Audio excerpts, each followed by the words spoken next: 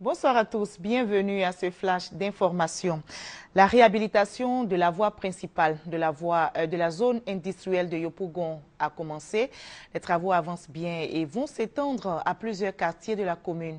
Le député maire de Yopougon, Gilbert Kafana Koné, s'est rendu sur le terrain pour constater l'état d'avancement des travaux.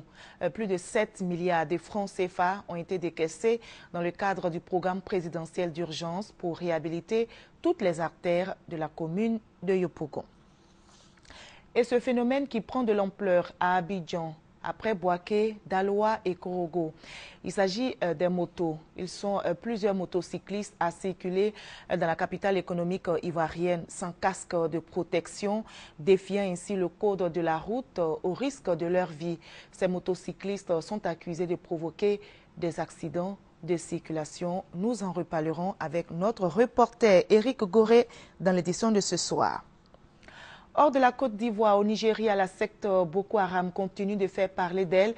Les terroristes se sont emparés d'une ville dans le nord du pays après avoir pris 2 localités dans l'état de Borno. Face à ces attaques répétées de Boko Haram dans l'extrême nord, le Cameroun a mis en place un plan sécuritaire afin de préserver son territoire. Flèches empoisonnées, vieilles pétoires bricolées, mais aussi des fusils d'assaut, la moisson est bonne. De quoi satisfaire le gouverneur de l'extrême nord du Cameroun en visite officielle. Ces armes lui sont présentées avec fierté. Elles ont été prises à la frontière avec le Nigeria, prises à des coupeurs de route et à des hommes accusés d'appartenir à la secte islamiste Boko Haram. Nous sommes arrivés dans ces casernes.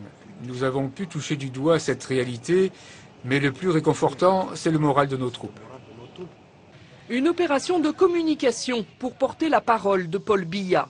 Le président camerounais a annoncé le renforcement du dispositif militaire dans le nord. Mahamat est déjà rassuré. Il encadre des jeunes prêts à défendre leur territoire. L'arrivée des militaires, pour lui, c'est d'abord la chance de pouvoir circuler de nouveau. On avait pensé que l'extrême nord mourrait déjà, parce qu'aucune circulation, personne ne voulait voyager, tout ça. Le déploiement de nos forces et surtout c'est du BIR a déjà donné une certaine garantie. Mais le Nord Cameroun reste une zone très étendue et les postes de douane sont particulièrement vulnérables. Plusieurs ont été attaqués ces derniers mois, comme celui de Kolofata en juin. Je dois dire que l'agent qui était de permanence n'a eu la vie sauve que grâce à l'agilité de ses gens. Il a pu s'enfuir et aujourd'hui les indices ne nous donnent pas l'impression que la situation est de nature à favoriser leur retour au niveau du bureau de douane de Kolofata. Un constat d'impuissance face aux défis Boko Haram. Les populations terrorisées par les islamistes savent qu'elles devront rester sur leur garde longtemps encore. En République de Centrafrique, le Premier ministre a nommé un gouvernement d'ouverture. Il est composé de 30 ministres. La société civile et l'ex-rébellion, la Séléka, sont bien représentés dans ce gouvernement d'ouverture.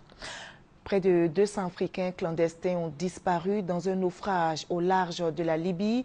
Seules 15 personnes ont été retrouvées. Les recherches se poursuivent afin de retrouver les survivants. L'épidémie d'Ebola atteint une telle vitesse de propagation qu'il faudra 6 à 9 mois pour l'arrêter. Et c'est ce qu'a dit un haut responsable de l'OMS, l'Organisation mondiale de la santé, au Libéria, l'un des pays les plus touchés. Et sachez qu'au Libéria, toutes les régions sont touchées par le virus. On termine maintenant en Gaza, donc au Proche-Orient, 47e jour de combat et toujours plus de morts. Ce samedi, on note 8 Palestiniens tués et côté israélien, un enfant de 4 ans a péri. Voilà pour ce samedi, on le sait, notre rendez-vous, la page culture. Nous recevrons Mbeira et Imak pour parler de son ouvrage Le Conflit. Nous parlerons de plusieurs conflits, notamment le conflit foncier. Prenons rendez-vous à 20 h pour la grande édition.